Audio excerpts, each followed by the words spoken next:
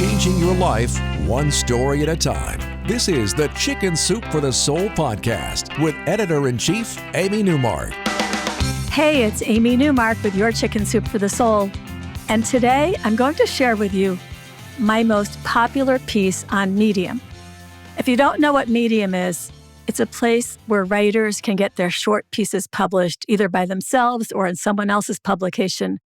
I started getting published on Medium in April on 2 different publications, which feature interesting stories and very good writing. And my most popular story so far appeared on a publication called Crow's Feet, and it's called What You Shouldn't Say to a Cancer Patient. I wrote this story one night after having a couple of glasses of wine, and it's basically a rant about all the things that well-meaning people said to me when I was diagnosed with cancer. So if you've ever had cancer, I think you will enjoy this. And if you never know what to say when someone shares their bad news with you, perhaps this story will help you. So here we go with my most popular Medium story. I was at the top of my game, fit, healthy, achieving new things. I had appeared on a television show in Atlanta wearing a sleeveless top at age 61, right before I delivered the keynote address at a conference. So I was proud that I had gotten fit enough that I was willing to show my middle-aged arms. I had been lifting weights and watching my calories for several months, and it had really worked. So I was feeling really good about myself, how I looked, how I felt. I got home on Sunday, and on Monday morning, I found some blood where blood shouldn't be when you are several years past menopause. And I knew that was bad because that can mean uterine cancer. So I went to the gynecologist and she scheduled an MRI, but I didn't really think much about it. I even waited 10 days to get an appointment for an open MRI machine because I'm claustrophobic. That was how little I worried. And I went ahead with my plans to head to the Caribbean for our wedding anniversary. And I had actually forgotten all about the MRI by the day before our departure. I was on my way to CVS to buy sunscreen for the trip when my daughter, who's an OBGYN, called and she told me to stop driving and call her back. So I went up to the Chicken Soup for the Soul office, which is over the CVS, and she told me that she had just received my MRI results and there was a mass that would have to come out. And surprisingly, it looked like it was ovarian cancer, which doesn't usually cause bleeding. Well, that started a flurry of activity that afternoon. Talking to my gynecologist about which hospital I should use, canceling our travel plans less than 24 hours before we were to take off, booking a blood test for the ovarian cancer marker. It really helps to have a daughter who has performed the same surgery that you're about to have. She arranged everything. And 10 days later, I was wheeled into the OR at Memorial Sloan Kettering. And guess what my surgeon found? My ovaries were perfect. I did not have ovarian cancer, but there was a tumor in one of my fallopian tubes. And it's basically the same disease, and they treat it the same way as ovarian cancer. So a few weeks later, I started chemo. Climbing into that chemo chair was even more frightening than being wheeled into surgery. And I wore a cold cap so that I wouldn't lose my hair, which worked. It was very uncomfortable, but it kept me from going bald. So I was a few weeks in now to my diagnosis, and I was hearing annoying things all the time. Things like, "You're the strongest person I know. You'll beat this." Or, "You just have to think positive." Or, "My cousin had cancer somewhere down there and she's fine now." Or, "I had breast cancer and I'm fine." And there were also helpful admonitions to drink a certain kind of tea because that cured somebody they know, or take a certain kind of vitamin or some homeopathic remedy.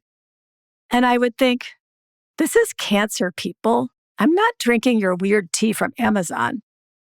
Well, this went on for months, at work, on the phone, at the personal trainer, in cards. Lots of well-meaning people were driving me crazy.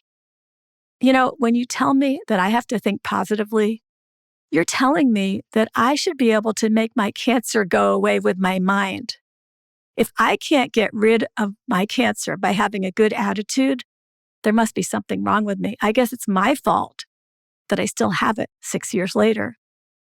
And when you tell me how strong I am, you're saying the same thing. Listen, folks, just because I'm strong doesn't mean I can arm wrestle cancer to the ground. When you tell me I'm strong so I'll be fine, you are minimizing what I'm enduring. This horrible, powerful disease that is probably going to kill me. And don't tell me about someone else who is doing great and who didn't even have my kind of cancer. All female cancers are not the same. So when we come back, I'm going to share with you what I wrote in my Medium story about this thing called toxic positivity.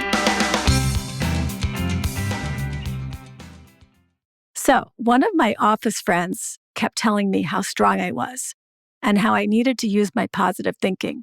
And then she was diagnosed with triple-negative breast cancer. And one of the first things she did was apologize to me. She said, "I can't believe I told you to think positively."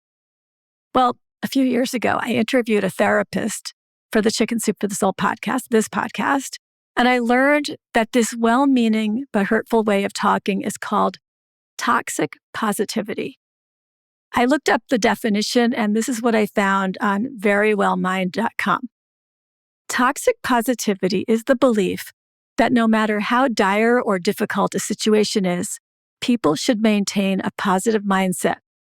While there are benefits to being optimistic and engaging in positive thinking, toxic positivity rejects all difficult emotions in favor of a cheerful and often falsely positive facade. Therefore, please don't tell cancer patients they should think positively. Don't tell them they're strong. Don't tell them about that person who had some kind of cancer that may or may not be relevant and how that person is doing fine. Don't try to deflect our pain with your platitudes. We're going through a terrifying, debilitating experience that may even end in death. Instead, just agree that this sucks and then don't say another word. I'm Amy Newmark. Thanks for listening today. Now, if you have your own stories to tell, please visit chickensoup.com and check out the Submit Your Stories section of our website. We're collecting stories for several new books slated to be published in 2025, and with 101 stories in each book, that means there are hundreds of opportunities for you to become a published author with Chicken Soup for the Soul. Also, I want to mention that if you would like to receive a free Chicken Soup for the Soul story every day in your email, you can sign up for our newsletter. Just go to chickensoup.com and click on newsletters and pick the ones you want. We have a daily one or just a weekly one if you only want one story a week. And we also have weekly newsletters about specific topics such as pets, raising children, and going through cancer. And please come back for our next episode.